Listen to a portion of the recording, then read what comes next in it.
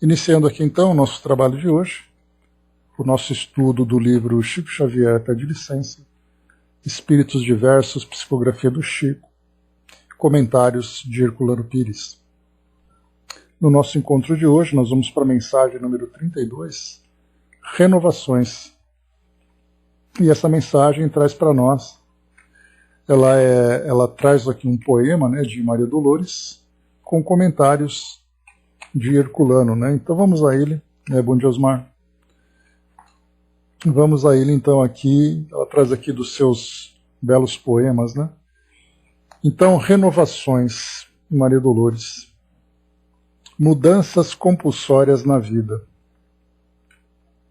Enviando-nos a mensagem psicográfica de Maria Dolores, abaixo publicada, Chico Xavier informa-nos o seguinte: em nossa reunião pública era grande o número de pessoas que apresentavam problemas acerca de mudanças compulsórias na vida. Muitos irmãos presentes haviam sofrido a perda de entes queridos. Outros falavam de abandono a que foram votados por familiares aos quais empenhavam toda a confiança. Outros lastimavam prejuízos de que foram vítimas e outros ainda se referiam a falências de ordem material que os obrigaram a renovar toda a existência. O estudo doutrinário da noite caiu no item 13 do capítulo 5 de O Evangelho segundo o Espiritismo, Bem-aventurados os aflitos. Os comentários foram de grande proveito e, ao término da reunião, a nossa irmã benfeitora espiritual Maria Dolores escreveu a página poética que intitulou Renovações e que envio em anexo, pensando que ela poderá ser motivo para nossos estudos e reflexões. Então, com essa introdução, aqui nós vamos só para fazer um rápido complemento, o item número 13 do Evangelho segundo o Espiritismo, que diz assim para nós: o homem pode suavizar ou aumentar o amargor de suas provas, conforme o modo por que encare a vida terrena. Tanto mais sofre ele, quanto mais longa se lhe afigura a duração do sofrimento. Ora, aquele que a encara pelo prisma da vida espiritual apanha num golpe de vista a vida corpórea. Ele a vê como um ponto no infinito, compreende-lhe a curteza e reconhece que esse penoso momento terá presto passado. A certeza de um próximo futuro mais ditoso o sustenta e anima, e longe de se queixar, agradece ao céu as dores que o fazem avançar. Contrariamente, para aquele que apenas vê a vida corpórea, interminável lhe parece esta, e a dor o oprime com todo o seu peso. Daquela maneira de considerar a vida, resulta ser diminuída a importância das coisas deste mundo, e sentir-se compelido o homem a moderar seus desejos, a contentar-se com a sua posição, sem invejar a dos outros, a receber atenuada a impressão dos reveses e das decepções que experimente. Daí tira ele uma calma e uma resignação, tão úteis à saúde do corpo quanto da alma, ao passo que, com a inveja, o ciúme e a ambição, voluntariamente se condena à tortura e aumenta as misérias e as angústias da sua curta existência. Então esse trecho rápido aqui, né, para concluir esse item que fala sobre motivos de resignação lá do nosso Evangelho segundo o Espiritismo, tratando para nós então que aquele, não apenas o conformado, né, mas aquele que traz na compreensão das dificuldades da vida, que ela tem um caráter momentâneo, embora esse momentâneo se estenda durante toda a nossa trajetória aqui no mundo físico, ele é muito pequeno diante da realidade espiritual que todos nós trazemos. Então, o que a doutrina espírita mostra para nós, a partir do seu aspecto consolador, é exatamente mostrar que nós somos espíritos imortais. E a partir desse entendimento, e entendendo o propósito das nossas reencarnações, que trazem, sem dúvida, desafios que trazem provas, que trazem oportunidades de resgate, através de experiências que são muitas vezes dolorosas, mas tem uma passagem, né, do nosso dentro da doutrina que diz assim, né, que uma reencarnação é um piscar de olhos diante da eternidade. Então, quando nós temos esse entendimento de que essa nossa experiência ela tem um prazo de validade, assim como também todos os seus desafios, todas as suas dificuldades, né, então nós conseguimos trabalhar dia após dia, aproveitando essas oportunidades como uma experiência que vai nos trazer o aprendizado e, ao mesmo tempo, fazendo com que nós resgatemos as experiências negativas que nós vivemos anteriormente. Diferente disso, quando nós olhamos apenas aqui para a nossa vida material como sendo a única realidade, nós ficamos naquela ansiedade, né? Quando que a nossa vida vai melhorar? E como a vida não melhora, de acordo com a vontade que nós temos, né? Porque a ideia de felicidade para nós, ela está muito ligada com os prazeres que o mundo pode oferecer. A gente sempre lembra daquela expressão que diz que a gente tem que aproveitar a vida ao máximo, porque a vida é muito curta. E nesse máximo nós alcançamos ali então, né, aqueles prazeres que trazem seu preço, que cobram depois ali, né, aquilo que oferece, seja na nossa vida, seja no nosso corpo físico, seja nas nossas relações, seja na nossa vida financeira, na nossa vida material, porque tudo isso a gente vai investindo tudo que a gente tem em busca desses prazeres potencializados. Porque afinal de contas, né, nós nascemos e morremos. Nesse intervalo nós temos que aproveitar ao máximo toda a felicidade que a vida pode oferecer. Felicidade dentro da interpretação que nós fazemos. Então a diferença de nós observarmos a felicidade espiritual para o espírito imortal é muito diferente da felicidade ilusória do ser material. E a maioria, infelizmente, né, de nós aqui no mundo, até mesmo nós que temos esse esclarecimento que a doutrina espírita nos proporciona, nós ainda nos deixamos levar por esses prazeres momentâneos. É ainda parte da nossa natureza. Nós estamos ainda muito ligados ao mundo físico, ao mundo material, e através desse vínculo nós queremos aproveitar ali as sensações agradáveis que o mundo pode oferecer. Agora, quando nós então nos olhamos como espíritos e percebemos que, embora nós não tenhamos a clareza ainda dessa felicidade que nos espera, porque ela vem através de impressões, ela vem através de sensações que nós sentimos quando nós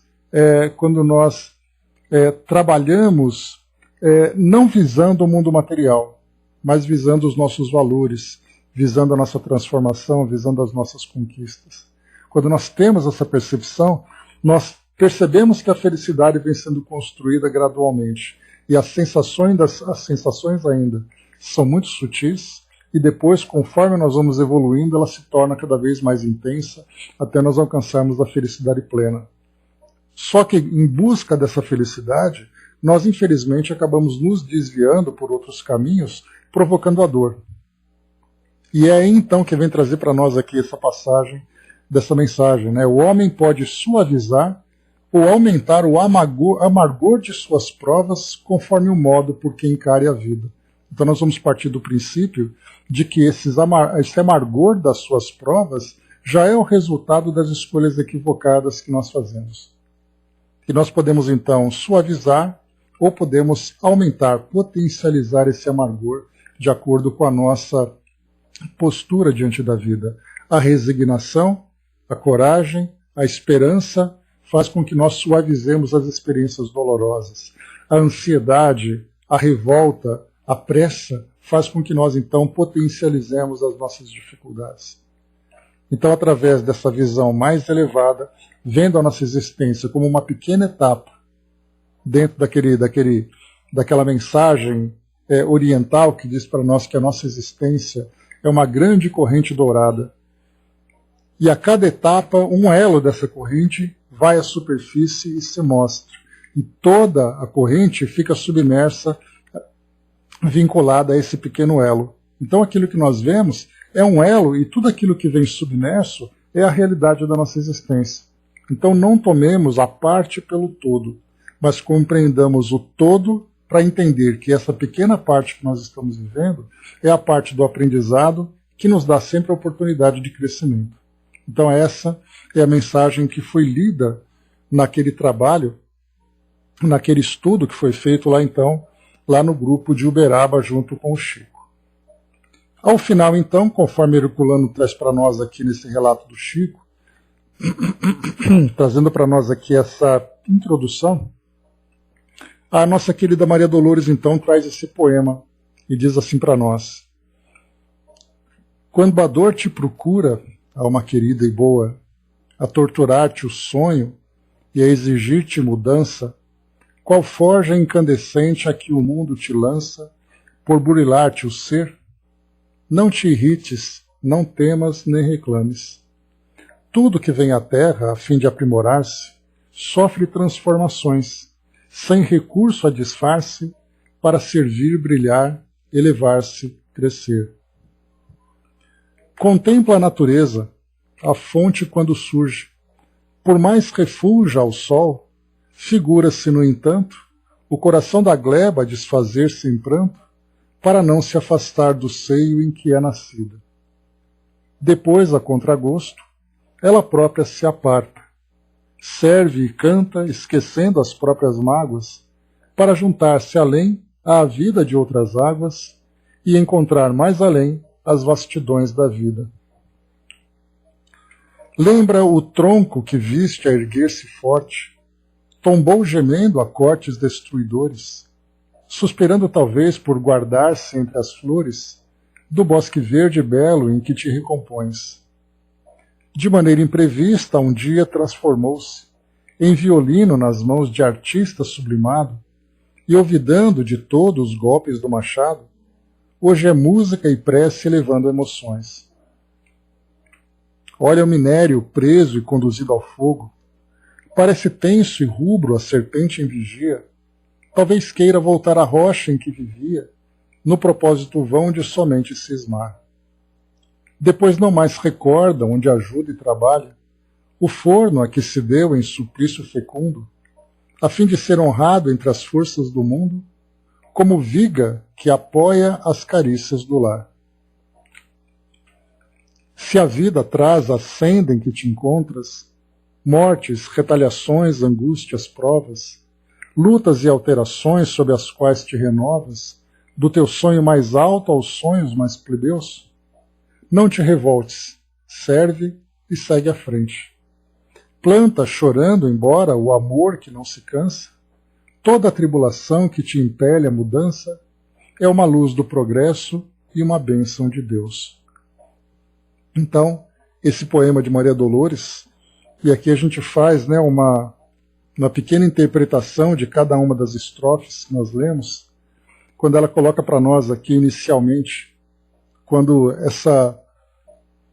a dor nos procura, fala exatamente sobre esse processo de burilamento, de transformação, de aprimoramento, para que nós não nos irritemos nem nos cansemos, porque essas transformações, que já não tem mais, sem recurso a disfarce, quer dizer, não dá para enganar o objetivo desse processo, para que nós possamos servir, brilhar, nos elevar e crescer.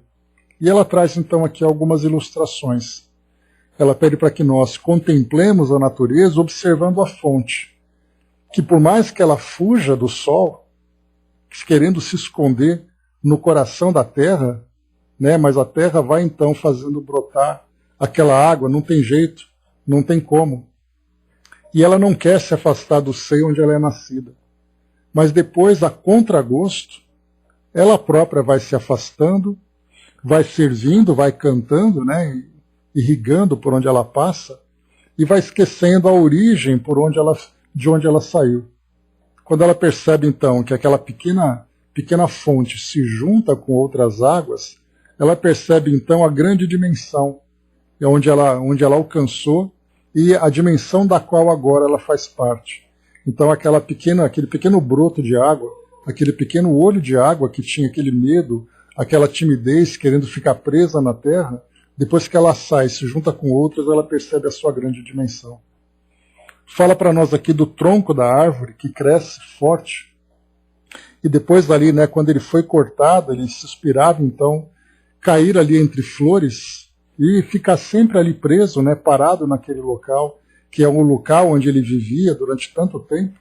Depois então ele é tirado daquele local, ele é transformado num violino, e depois ele percebe que agora ele consegue produzir música, fazendo com que ela, né, produzindo música e prece, elevando as emoções. Ela fala também aqui do minério, que desejava ficar preso ali no meio da terra, né, aquela pepita de ferro, né, querendo ali ficar escondida, querendo continuar no seu comodismo, na sua imobilidade, na sua até inutilidade e improdutividade.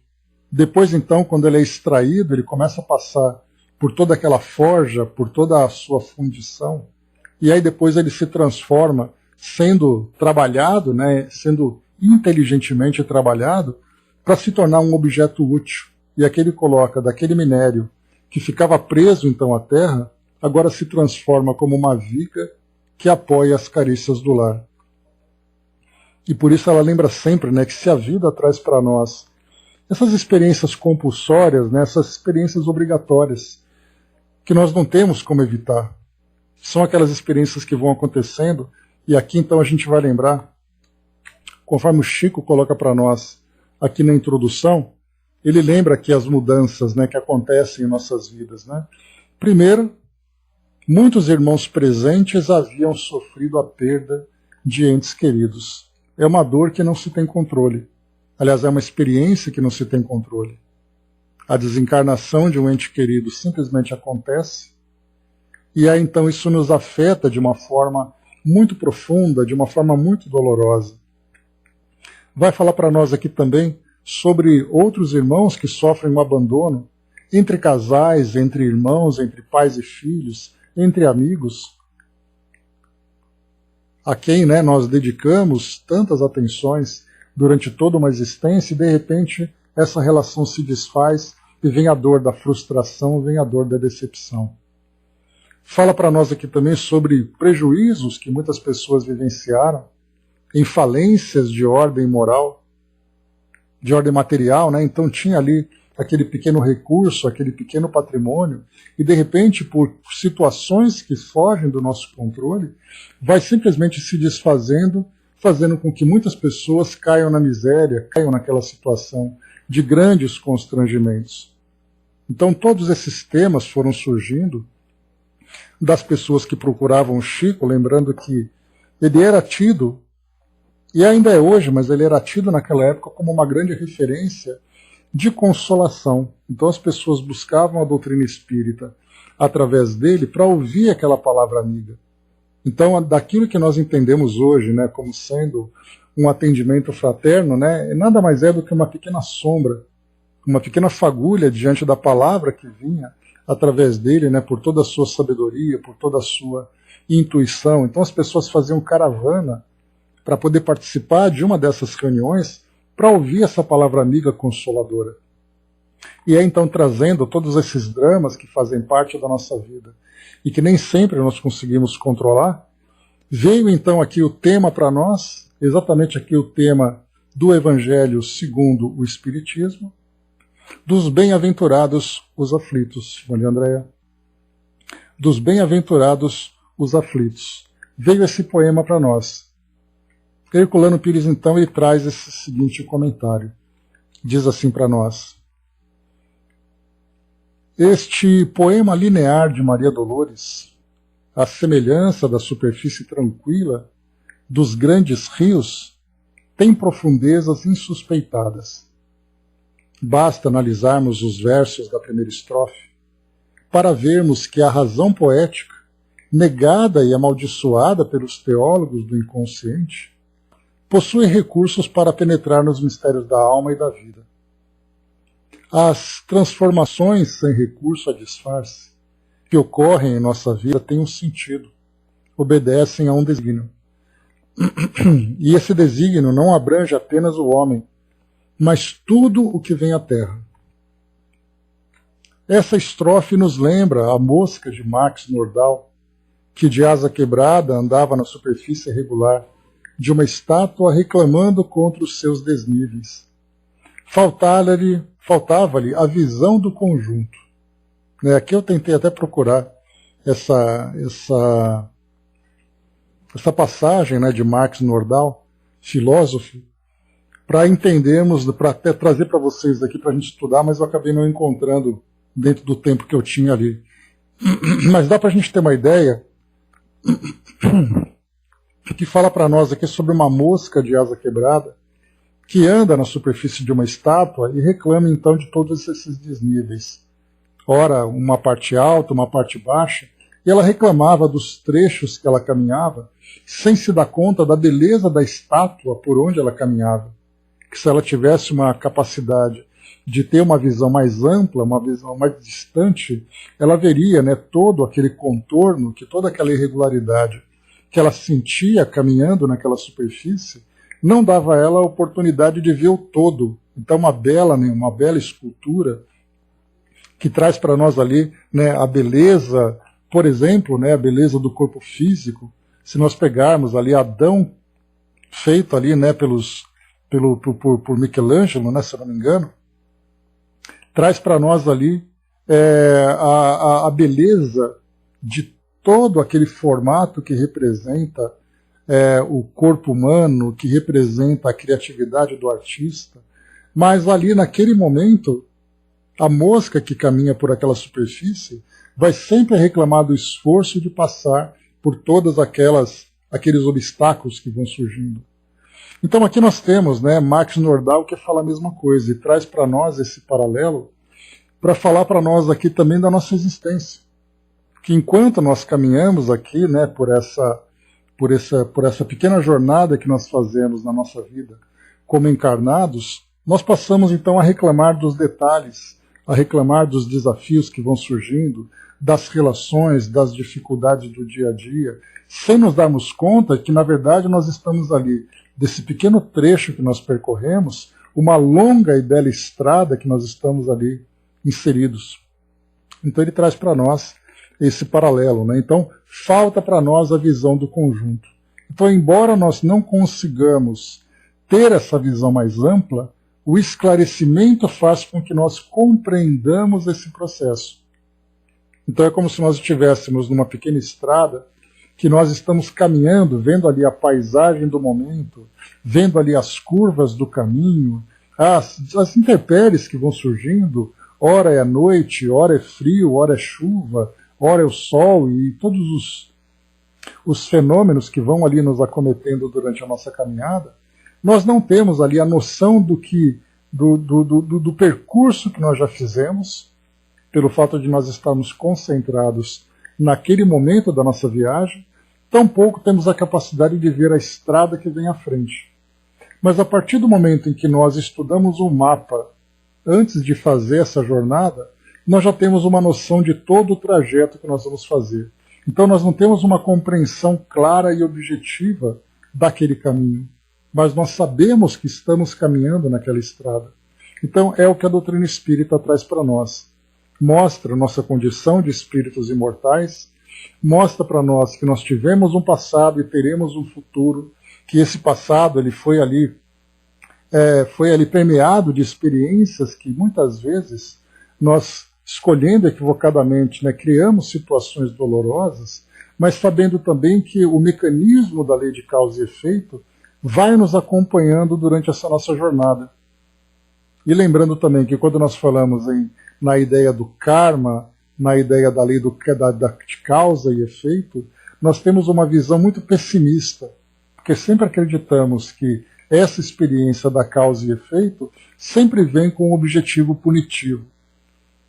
Nós cometemos um ato errado e vem um castigo. Cometemos um ato equivocado, vem outro castigo. E assim a nossa vida vai, com tropeços e ferimentos e dores durante toda a nossa jornada.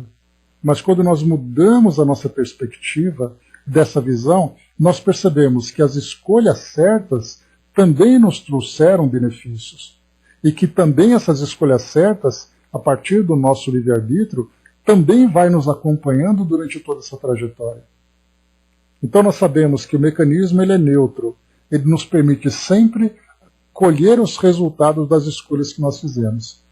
Se escolhemos de uma forma negativa, vem um resultado negativo, não como castigo, mas como alerta, como despertar da consciência. Quando nós, então, assimilando esse processo, começamos a fazer escolhas diferentes, e aí então nós percebemos também que os resultados serão diferentes. Então, para que nós possamos viver isso no nosso dia a dia, é importante que nós tenhamos uma visão do conjunto, e não apenas uma visão objetiva daquele momento que nós estamos vivendo.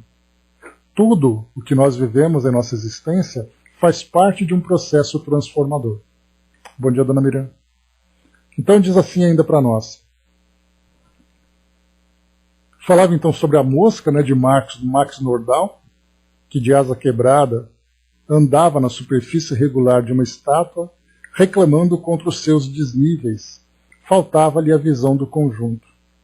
Assim fazemos ao reclamar e protestar contra as frustrações do destino, os percalços da existência, desejando um viver sonolento de aldeia. Maria Dolores aplica o seu método ecológico, ligando o destino humano ao destino das coisas. Dessa ligação surgem as comparações e os estímulos. A fonte que chora no solo e o minério que arde na forja, como o tronco submetido aos golpes do machado, são reflexos exteriores da realidade interna que nos aflige. Rodamos todos e tudo, nas águas da evolução para um fim superior. Essa lógica espírita exaspera os pregoeiros do desespero, viciados no ópio da amargura e da revolta. Mas Maria Dolores aconselha com ternura: não te revoltes, serve e segue à frente. E a natureza inteira confirma ao nosso redor a sabedoria dessa advertência. Os milênios da história e os séculos de pesquisa nas entranhas do planeta condenam o ceticismo dos homens, mostrando que realmente as mudanças constantes que ocorrem nas coisas e nos seres são uma luz do progresso e uma bênção de Deus. Não fossem essas mudanças, e continuaríamos para sempre como a mosca de asas quebradas a ignorar a grandeza do universo e o sentido da vida. Então, uma belíssima mensagem cheia de reflexões para nós nesse termo, né? Na verdade, a gente lembra que esse capítulo 5 do Evangelho segundo o Espiritismo, Bem-aventurados os aflitos, ele é o maior capítulo que tem no Evangelho, exatamente pela quantidade de orientações, de esclarecimentos que Kardec precisou inserir de tudo aquilo que era recebido de orientação e de inspiração também do plano espiritual, para falar sobre a nossa realidade. Porque a nossa realidade material hoje é uma realidade de dificuldades, de desafios, de oportunidades de resgate. Mas aí então a gente vai entender que a nossa vida, pelo fato dela ser permeada dessas dores que vão nos assolando, que vão nos atingindo, nós acreditamos que essa é a nossa única realidade. E, portanto, a gente procura tirar os pequenos prazeres daquilo que a vida vai oferecendo para nós, sem nos darmos conta que muitas vezes essas privações e esses desafios fazem parte também do aprendizado, mas que nesse momento se tornam um remédio amargo, esperando uma cura que vem em curto, médio ou a longo prazo. Mas não simplesmente imaginarmos que aquele tratamento que nós estamos vivendo, porque as experiências da vida material, desse mundo de provas e expiações, nada mais é do que um tratamento que nós estamos tendo. Um tratamento de curar o espírito, de desenvolver os valores, de fazer com que a nossa vida seja uma vida saudável. Conforme nós amadurecemos e passamos a viver de um modo equilibrado, essas dores naturalmente vão deixando de existir. Por isso, então, a doutrina tem no seu aspecto consolador. Como comentamos lá no início, esse aspecto consolador com o objetivo de fazer com que nós, através do esclarecimento, aproveitemos as oportunidades que a vida vai oferecendo para nós de fato como aprendizado, e não simplesmente como castigo ou resultado do abandono. Porque a ideia que nós temos também do mundo material é que todo mundo está aqui, dentro daquela expressão cada um por si e Deus por todos, só que sem entender que esse Deus por todos, na verdade, é um Deus que se encontra muito próximo, com leis que regem nossas vidas e que ninguém se encontra abandonado. Mas pelo fato de nos imaginarmos cada um por si, aí então nós vamos viver de acordo com a lei do mais forte, em que nós temos que aproveitar todas as situações, mesmo que seja se sobrepondo, né, mesmo que seja nos sobrepondo à tentativa de felicidade de outras pessoas. Porque todos nós tentamos ser felizes, como conversamos anteriormente. Até aqueles que erram com gravidade, esse erro é resultado da tentativa de ser feliz.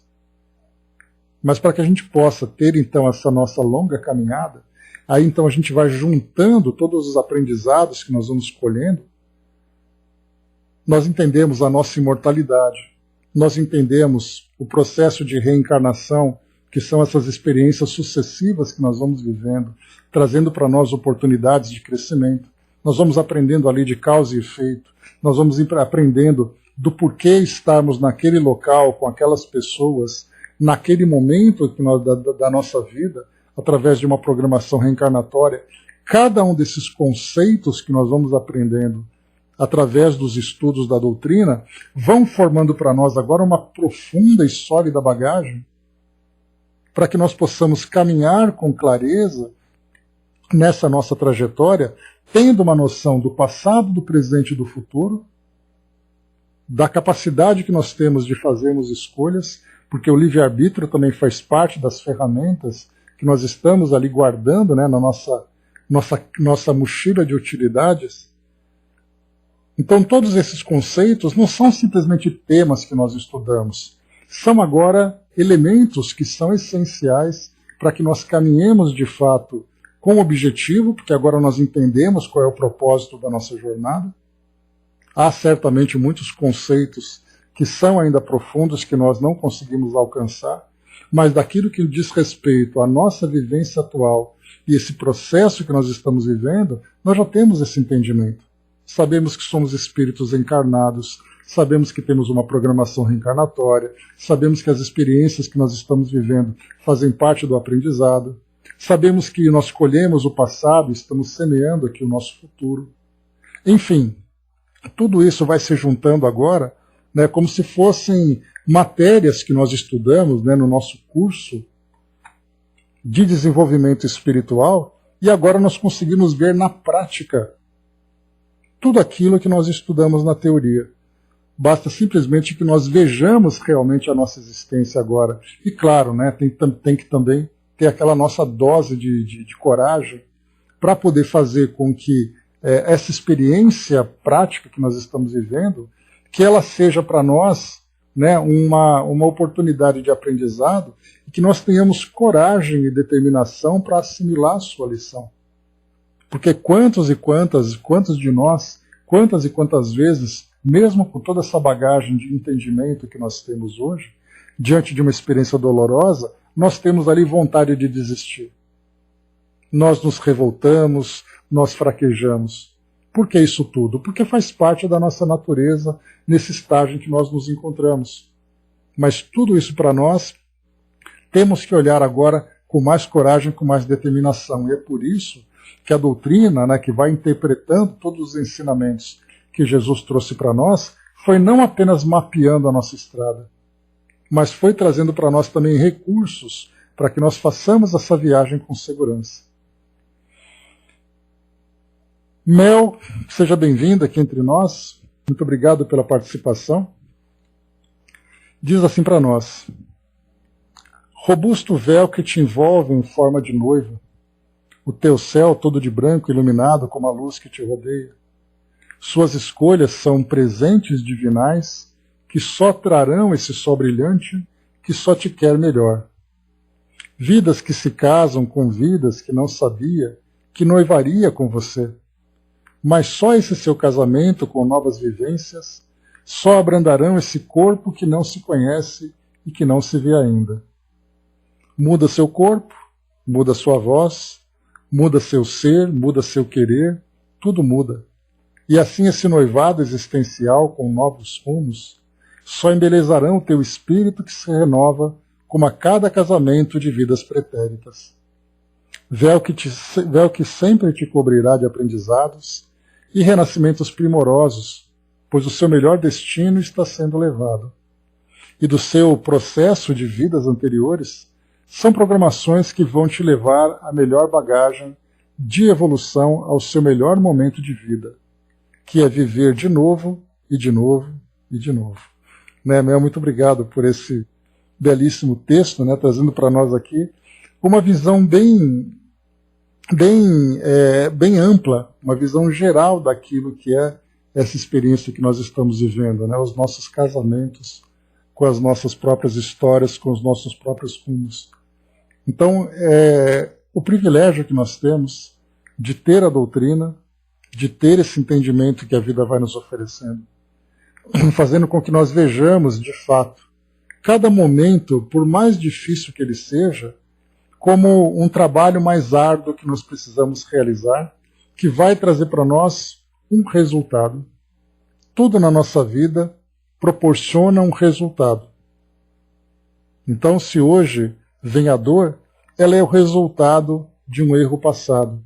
Se nós trabalhamos essa dor, trará para nós um resultado positivo futuro. Então, aproveitemos ao máximo aquilo que a vida pode nos oferecer.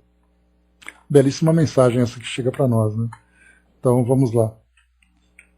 Muito bem, então esse foi o primeiro texto que foi trazido para nós aqui, né, com Maria Dolores, trazendo para nós aqui também nossa querida Mel, participando conosco, Herculano Pires, trazendo para nós também aqui tudo aquilo que nós vivemos faz parte de uma mudança constante. São uma luz do progresso e uma bênção de Deus. É difícil, né, nós entendermos essas dores que nós vivenciamos como bênçãos. Mas quando o conjunto desse processo, aí então nós conseguimos perceber que o momento é um momento abençoado para todos nós. Desde que nós saibamos aproveitar. Porque se nós não soubermos aproveitar, infelizmente ele vai se repetir para despertar a nossa consciência. Quanto mais nós teimamos, mais nós demoramos para aprender. Então, o primeiro texto para nós, com Maria Dolores. Mensagem... Espera aí que o texto já vem, pessoal. Está aqui. Civilização com Jesus. Aqui nós teremos agora um texto que vai falar mais do nosso contexto terreno, né? Então, civilização com Jesus, mensagem de Emmanuel. Primeiro aqui então, né, o cabeçalho que Herculano vai trazer para nós. A resposta de Emmanuel. Vários assuntos foram debatidos numa das reuniões públicas de Uberaba. Aberto o Livro dos Espíritos, caiu a questão 790, que trata dos problemas da civilização. Feitos os comentários, Emmanuel psicografou uma mensagem pelas mãos de Chico Xavier, que Nula enviou, escrevendo-nos o seguinte: passo-a às mãos com um apontamento que consideramos muito significativo. É que às despedidas, um grupo de 8 pessoas, 6 senhores e 2 senhoras, não espíritas, mas que se achavam presentes para observações, conforme nos explicaram, adiantou-me que a mensagem lida em voz alta era uma resposta à inquietação deles, os elementos do grupo, já que haviam pedido em silêncio alguma coisa do plano espiritual sobre as reformas atuais do mundo. Então aqui, só para a gente poder contextualizar,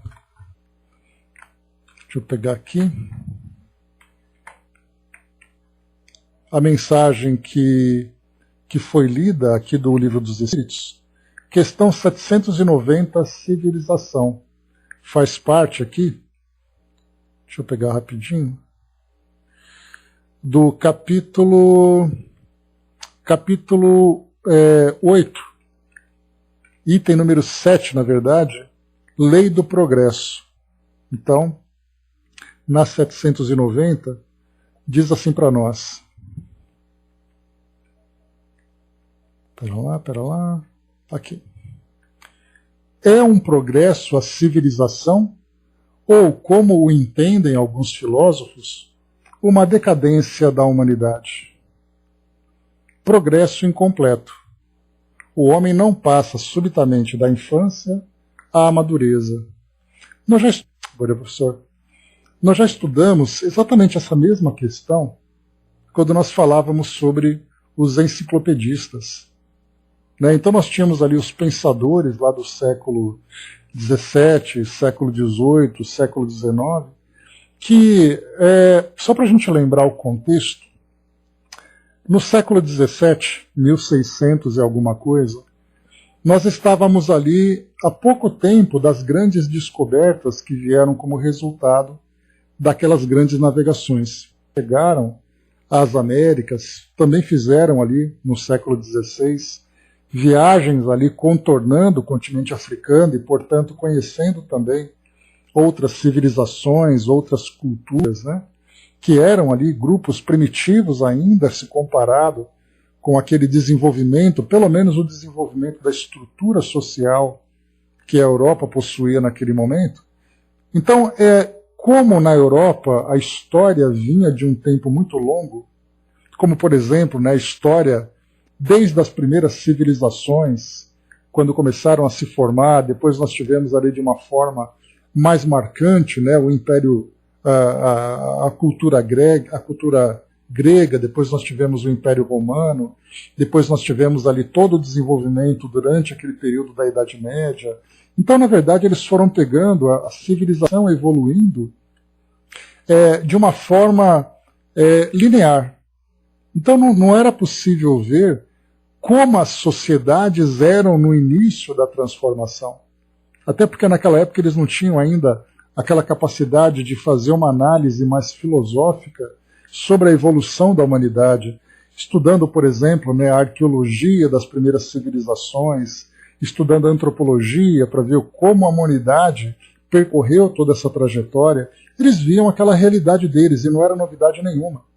Eles lidavam ali com os resquícios de civilizações anteriores que desapareceram, que vieram outras se sucedendo. Então, na verdade, eles estavam ali o tempo todo tendo contato com aquelas estruturas que iam se transformando.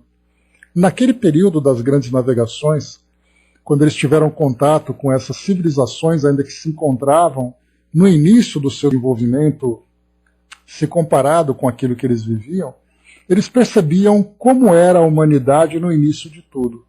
Chegaram aqui nas Américas, encontraram os indígenas aqui instalados, vivendo de uma forma absolutamente natural, ou seja, ligados à natureza, digamos assim, diferentemente do que eles estavam vivendo naquela sequência de construções e destruições e guerras e tantas transformações.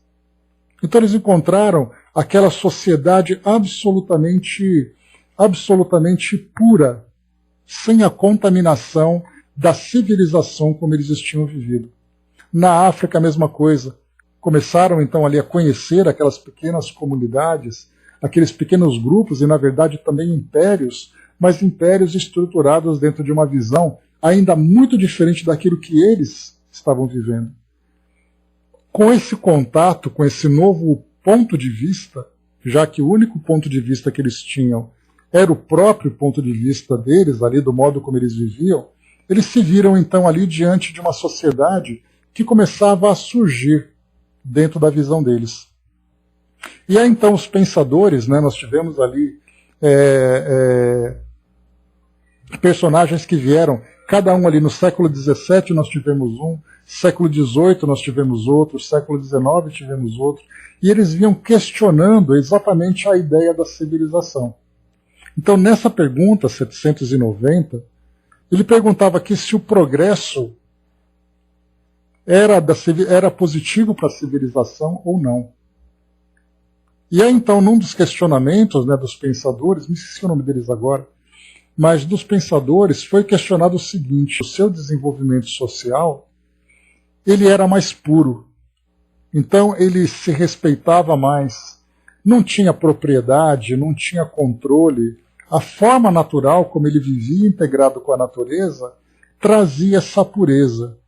E conforme ele ia se civilizando, se estruturando, ele começava a desenvolver a ambição, a ganância, o egoísmo.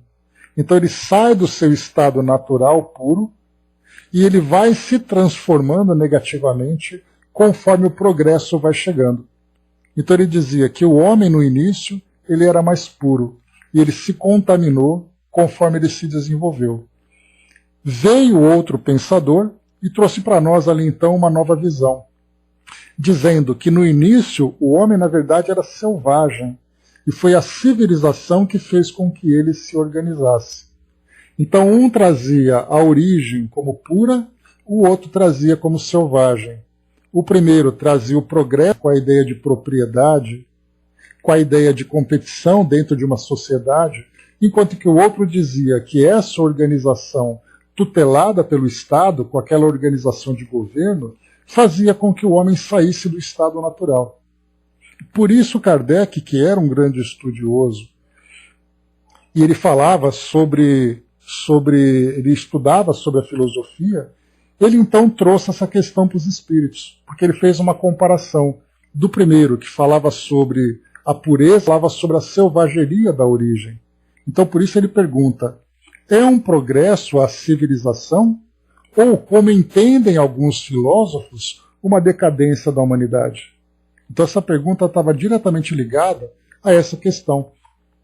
Eu vou até pegar aqui rapidamente, só um instantinho. Eu lembro que um deles era o Adam Smith. Deixa eu pegar aqui o nome de todos eles, que assim eu vou conseguir trazer aqui para nós um pouco desse conceito. Deixa eu pegar rapidamente aqui. Falava aqui, tarará, tarará. Eu não vou conseguir agora trazer para nós aqui. Ele era o pai do liberalismo, então eles estudavam muito isso. Era o desenvolvimento da economia, era o desenvolvimento da sociedade, da filosofia. Então eram ideias, na verdade, ideias iluministas, né? Mas vamos aqui para a gente não perder tempo aqui nesse nosso processo.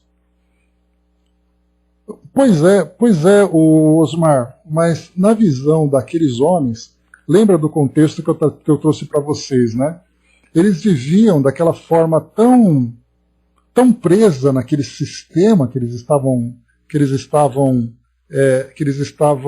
acostumados, que quando eles tiveram contato com uma sociedade que eles julgavam primitiva, ou sociedades primitivas, eles então questionaram que aqueles povos eram mais felizes do que aqueles que estavam vivendo em constantes guerras e transformações.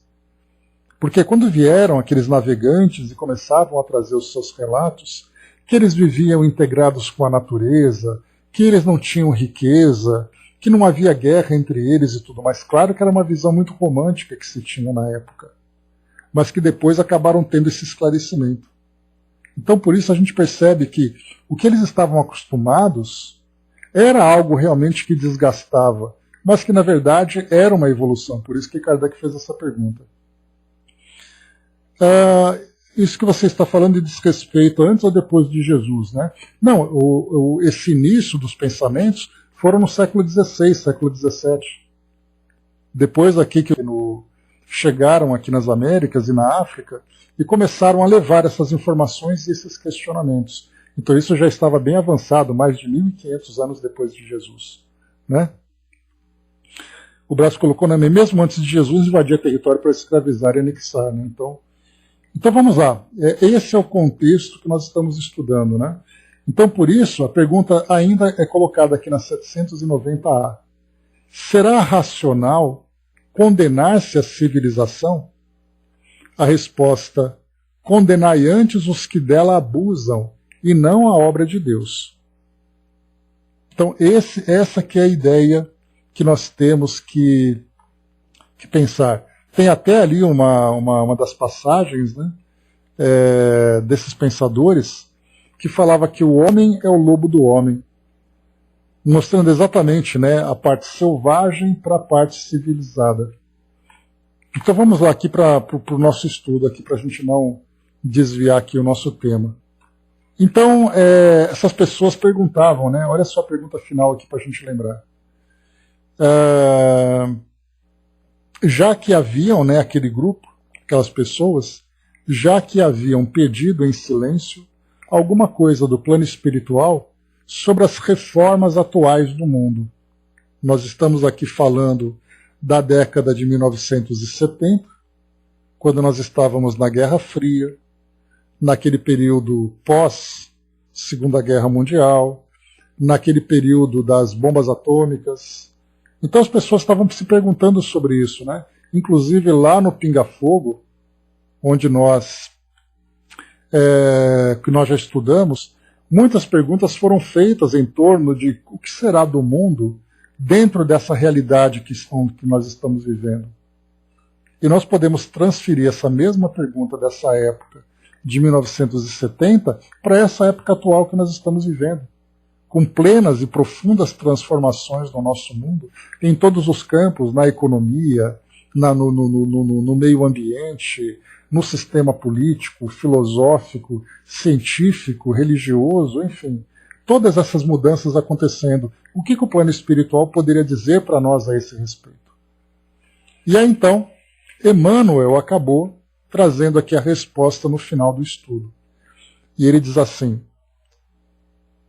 comumente surpreendemos muitos companheiros que falam de renovação do trabalho, solicitando reformas violentas, como se todos os seus contemporâneos estivessem no grau de cultura intelectual em que já se encontram.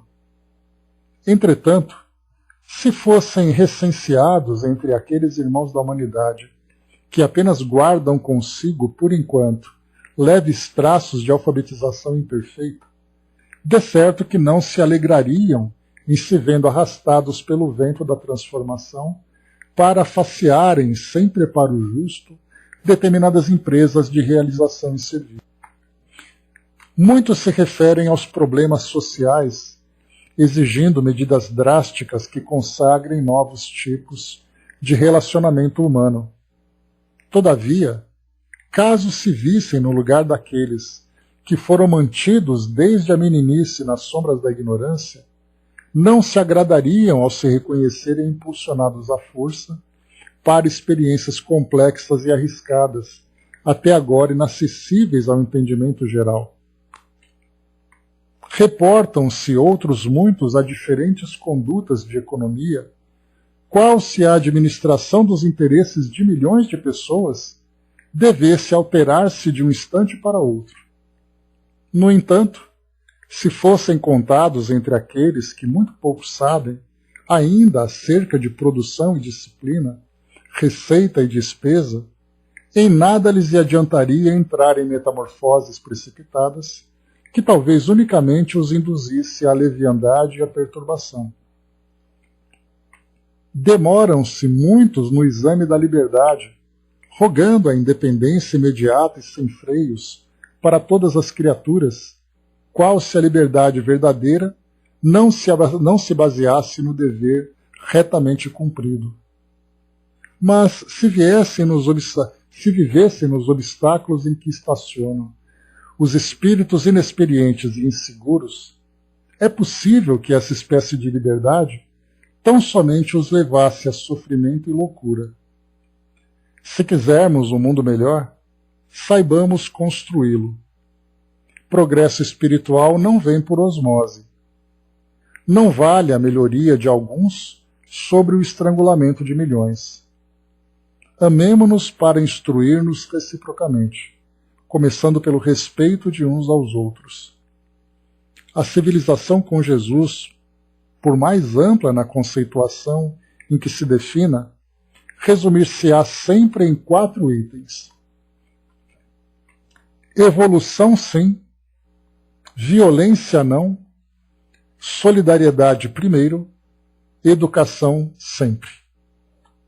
Então Emmanuel fecha com esses 4 itens tão valiosos que serve para todas as épocas, né? Serviu para aquela época em que havia toda aquela tensão daquele hecatombe nuclear, que o mundo estava ali quase à beira, né, do acontecimento, com uma sociedade polarizada mundialmente, com sistemas econômicos brigando uns com os outros para ver quem que dominava, e no meio disso tudo, né, a sociedade cambaleando de um lado para o outro, né? Tem até uma expressão que é bastante interessante, né, que diz assim, né, na briga entre as ondas e o rochedo, quem sofre são as ostras, né, que estão presas ali na pedra, né? Então é mais ou menos o que acontece. O que Emmanuel traz para nós é exatamente isso, que quando nós temos ali essas forças que vão impulsionando as transformações do nosso mundo, é importante que nós vejamos a evolução como algo necessário, mas vejamos também com calma, com cautela, o tempo que essas transformações vão acontecendo. Porque se elas acontecerem de um modo muito lento, o progresso não virá. Se elas acontecerem de um modo muito rápido, motivadas, né, pelo entusiasmo, pela vontade daqueles que são progressistas, sem respeitarem o tempo daqueles que estão ainda presos no seu tempo, será uma violência. Então há necessidade dessas transformações. Então os homens procuram fazer com que essas mudanças aconteçam de acordo com o sabor ali dos seus ânimos, o sabor ali do seu conhecimento. Mas às vezes nós aceleramos demais e às vezes nós atrasamos demais. Mas o progresso vai acontecendo. Tudo aquilo que é muito lento pode dar problema e aquilo que é muito rápido pode dar problema. Agora, quando nós pensamos, e aqui então Emmanuel traz para nós, que a evolução deve acontecer sem a violência, tendo como princípio a solidariedade em primeiro lugar e a educação sempre. Quando ele coloca solidariedade primeiro, é exatamente isso, o respeito de uns pelos outros. Então, na verdade, aqui a nossa sociedade ela vai trabalhando em conjunto. Ou seja, é a coletividade que vai se sustentando. Quando nós imaginamos que um segmento da sociedade pode progredir, deixando os outros segmentos para trás, porque eles não têm condições de acompanhar, isso mostra, na verdade, o império do egoísmo. E como Leon Denis lembra para nós sobre a grande cadeia de solidariedade, quando fala para nós, né, que os elos mais fortes devem sustentar os elos mais fracos, é exatamente essa a ideia. Aqueles que são mais inteligentes, aqueles que são mais capazes, aqueles que podem assessorar e sustentar aqueles que ainda não têm essa capacidade, esse seria o mundo perfeito. Que na verdade nós vivemos esse mundo perfeito, só que nós não percebemos ainda. Na passagem do Livro dos Espíritos, em que é dito para nós que muitas vezes nós encontramos seres da natureza que vivem dentro de um automatismo apenas para sobreviver, sem se darem conta de que fazem parte de um grande processo. É o caso, por exemplo, as miríades de corais, como eles falaram para nós, aquelas miríades de seres que formam aquele grande conjunto vivo, e eles não se dão conta de que esse ecossistema que eles criaram sustentam outros seres que dão equilíbrio para um ecossistema inteiro e até para o mundo todo. Mas eles estão ali trabalhando. Então nós fazemos parte dessa cadeia. Quando nós temos a hierarquia que vem de Deus, vem ali daqueles espíritos próximos a Deus, daqueles espíritos que vêm numa hierarquia abaixo, de outros, até chegar ao nosso mundo, que nós temos essa pretensão de achar que nós somos os seres mais inteligentes e únicos viventes no universo, e na verdade nós fazemos parte de uma grande cadeia sem nos darmos conta. E nós não conhecemos também, não compreendemos a sustentação que nós recebemos. Porque enquanto nós ficamos brigando aqui, como se fosse dentro de um casulo, porque o nosso planeta nada mais é do que um grande casulo onde todos nós estamos aqui presos, enquanto nós brigamos aqui dentro, nós temos ali tantos e outros seres que nos observam de fora e vão nos dando ali a sustentação, a inspiração, através daquela cadeia, né, em que pensamentos nobres vão descendo para outros espíritos, que vão passando para outros espíritos, que inspiram a humanidade até chegar aqui onde nós estamos agora. Então, na verdade, assim, enquanto nós não nos esclarecermos, nós continuaremos vivendo como se nós não tivéssemos nada além daquilo que nós vemos, nada além daquilo que nós percebemos. Quando a nossa consciência despertar e nós então nos vermos, como nós estudamos no tema anterior, estudarmos e nos vermos como espíritos imortais, fazendo parte de uma grande cadeia de solidariedade, o dia que isso acontecer, nós teremos um progresso vertiginoso, porque aí todos os seres juntos vão avançando, claro que respeitando o tempo de cada um, mas todos com a mesma motivação, a motivação da evolução e do progresso. Mas enquanto nós resistirmos a esse entendimento, cada um vai querer criar o mundo ao seu próprio modo, para satisfazer os seus próprios interesses. E aí então nós vemos cada grupo dentro do nosso planeta brigando pelo seu próprio interesse. Ou seja, temos ali aquela disputa constante, aquela briga constante para saber qual vontade vai prevalecer. É o meu sistema econômico em detrimento do seu? É a minha religião em detrimento da sua? É o meu pensamento filosófico em detrimento do seu? É o meu modo de vida em detrimento do seu? E aí então cada um começa a brigar. E é por isso então que quando Kardec perguntou também no Livro dos Espíritos, se um dia as fronteiras do mundo vão desaparecer, fazendo com que todos nós vivamos do mesmo modo, a resposta dos Espíritos foi que não, essas fronteiras nunca vão desaparecer, porque há necessidade do respeito à cultura, às tradições, ao modo de viver de cada sociedade. Então cada grupo aqui no nosso mundo é uma escola para o grupo de espíritos. Conforme vão evoluindo e vão se elevando na escala evolutiva, saindo do nosso mundo e ascendendo para mundos mais elevados, essas barreiras de fronteiras vão desaparecendo. Mas, por enquanto, para nós, há necessidade. Assim como acontece no nosso mundo, onde nós temos as escolas e nós temos salas de aulas com anos, né, com os anos acadêmicos em que cada grupo vai vivendo, em que nós temos aqueles que são mais avançados em determinados conceitos, aqueles que estão ainda se desenvolvendo. Então, evolução sim, violência não. Solidariedade primeiro, educação sempre. O respeito pelos outros. Herculano Pires traz então aqui um comentário para a gente poder finalizar. O processo civilizador é um esforço contínuo de aperfeiçoamento e adaptação. Os homens aperfeiçoam sua cultura pelas conquistas dos mais aptos e esclarecidos, mas, ao mesmo tempo, procuram adaptar a maioria menos apta às novas condições de vida que vão surgindo. O ímpeto dos vanguardeiros é contido pela inércia da massa. Olha só, né? O ímpeto dos vanguardeiros, aqueles que estão na frente, querendo o progresso. Essa vontade, esse ímpeto que eles mostram, acaba sendo presa, contida pela inércia da massa. Então é como se fossem aqueles indivíduos que vão querendo puxar o mundo nas costas, enquanto que o mundo fica ali parado, preso, no seu tempo, no seu modo de viver. Quando se quer romper essa inércia e realizar mudanças violentas, surge a necessidade da coação e da subjugação.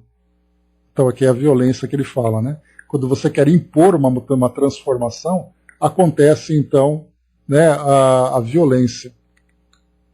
Cai-se inevitavelmente na contradição de suprimir os direitos da maioria a pretexto de libertá-la. Civilizar é, sobretudo, humanizar. As maiorias menos capazes devem ser elevadas ao nível das minorias avançadas. Mas, se não levarmos em conta o fator tempo, a adaptação da maioria implicará largos períodos de desrespeito à sua condição e aos seus direitos, advindo injustiças e sofrimentos coletivos incalculáveis. Os esforços civilizadores entram no torvelinho do círculo vicioso com a repetição dos erros que se pretendia eliminar. A história está repleta de exemplos desses retrocessos perigosos. O processo civilizador do cristianismo é espiritual e não material, porque o homem é espírito e não matéria. Seu objetivo não é a quantidade, mas a qualidade. Seu método não é massivo, mas coletivo. Não opera em termos de massa, mas de coletividades. A adaptação deve decorrer de estímulos e não de pressões. O respeito pelos outros, tão pouco praticado até agora, é o cimento da construção do novo mundo. Daí a conclusão de Emmanuel: a evolução estimulada pela solidariedade humana e pela educação, com exclusão da violência, que pertence à barbárie, é o caminho único da civilização com Jesus. É o que lemos no item 790 de O Livro dos Espíritos. O homem não passa subitamente da infância à maturidade. Então, eu tenho assistido recentemente a um programa chamado Humanidade, a História de Todos Nós. É um documentário que passa no The History Channel. E ali então vai mostrando alguns eventos importantes que vão se sucedendo e acontecendo ao mesmo tempo em várias partes do mundo, né? Então mostra desde o início das primeiras edificações, quando as grandes civilizações começaram a se formar, mostravam ali as revoltas, mostravam as transformações. A gente lembra, né, desde o Império Romano até os tempos atuais que nós estamos vivendo, quantas mudanças foram acontecendo. E quantas vezes a própria humanidade sentiu os efeitos, seja dessa inércia, que acabou depois provocando ali, né, uma explosão de revoltas, como aquela pressa, aquele ímpeto de grandes transformações, sem respeitar aqueles que não estavam ainda preparados. Então, quantas e quantas situações dolorosas nós fomos vivendo. Seria como se fôssemos pensar que nós estamos numa grande estrada em que nós precisamos dirigir o nosso carro no meio dela, bem centralizado. E nós fôssemos ali uma via de mão única e nós fôssemos os únicos viajantes. Se nós caminharmos centralizados nessa estrada, o nosso caminho vai ser contínuo e progressivo. Mas se nós nos começarmos a dirigir de um modo desorganizado, desgovernado, nós vamos batendo nas laterais. Então, batemos do lado esquerdo, somos impulsionados para o centro. Batemos para o lado direito, somos empurrados novamente para o centro. Então, enquanto nós ficarmos batendo de um lado para o outro, e um lado representa o atraso e do outro representa o progresso, enquanto nós não caminharmos de um modo equilibrado no centro, tendo o progresso como objetivo, mas tendo a solidariedade como ponto principal para fazer com que todos progridam de um modo positivo, nós ficaremos batendo nessas revoltas, nesses conflitos, nessas grandes convulsões que nós estamos vivendo durante tanto tempo. Então, enquanto não conseguirmos ainda ter esse entendimento, e é exatamente ali o trabalho que Jesus implantou aqui no nosso mundo, de fazer com que nós despertássemos espiritualmente para nos vermos como espíritos, uns aos outros, convivendo juntos, enquanto nós não tivermos o entendimento desse ensinamento, nós continuaremos vivendo de um modo isolado, em que até mesmo dentro das próprias religiões, como nós percebemos atualmente, cada um ali procura viver do seu próprio modo. Cada um procura impor o seu modo de viver. Cada um procura impor a sua vontade. E por isso, então, essa ideia do isolamento e do egoísmo ainda é muito presente entre nós. Quando nós quebrarmos essas barreiras e começarmos a viver de um modo solidário uns com os outros, então as nações, por exemplo, mais desenvolvidas, preocupadas com aquelas menos desenvolvidas, ajudando no seu desenvolvimento, não apenas oferecer cursos, mas oferecendo também ali o recurso humano para ajudar nesse desenvolvimento, enquanto nós não deixarmos de explorar uns explorando os outros, nós continuaremos vivendo nesse mundo desequilibrado. Nós estaremos naquela estrada batendo de um lado para outro. E não simplesmente caminhando de um modo harmônico, centralizado, porque é assim que as sociedades mais avançadas que nós encontramos fora do nosso planeta acabam vivendo. Tem ali o progresso, porque todos os espíritos estão vivendo esse processo de crescimento, e ao mesmo tempo a solidariedade, em que todos se ajudam nessa caminhada. Porque o espírito de competição, ele ainda é muito presente na nossa vida, em que cada um vivendo por si, em que uns desejam chegar na frente, enquanto que os outros ficam para trás. Assim é essa mentalidade que nós temos hoje. O Hermes colocou somente o dia em que ter em mente que a verdadeira vida é espiritual e que no material o homem apenas aprende a conviver com outros, vencendo vícios é que seremos todos vencedores, né? Esse é o principal objetivo para todos nós, né? Temos, de fato, esse entendimento de que a civilização, o título aqui de Emmanuel, é chamado Civilização com Jesus.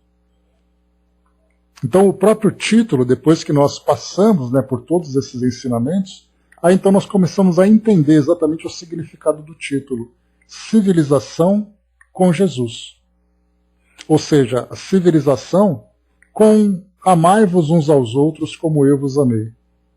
Ou ama teu próximo como a ti mesmo. Sem esse lema, a civilização vai continuar vivendo em pleno conflito. Então, meus amigos, fechando aqui o nosso tema de hoje, nós vimos os temas de hoje, né? Nós vimos então dois temas. Renovações, com Maria Dolores, bem interessante como os dois temas se completam. As renovações, falando sobre as transformações íntimas de cada um diante das adversidades que a vida vai impondo para nós, né, através das transformações compulsórias, e depois falamos da civilização com Jesus, a transformação do nosso mundo a partir da transformação individual. Nós estamos aqui chegando já quase no fim desse livro, nós estamos agora, vamos para o próximo 34 até 40, né? Então temos ali mais algumas 4 ou 5 semanas pela frente, aí então nós passamos para um próximo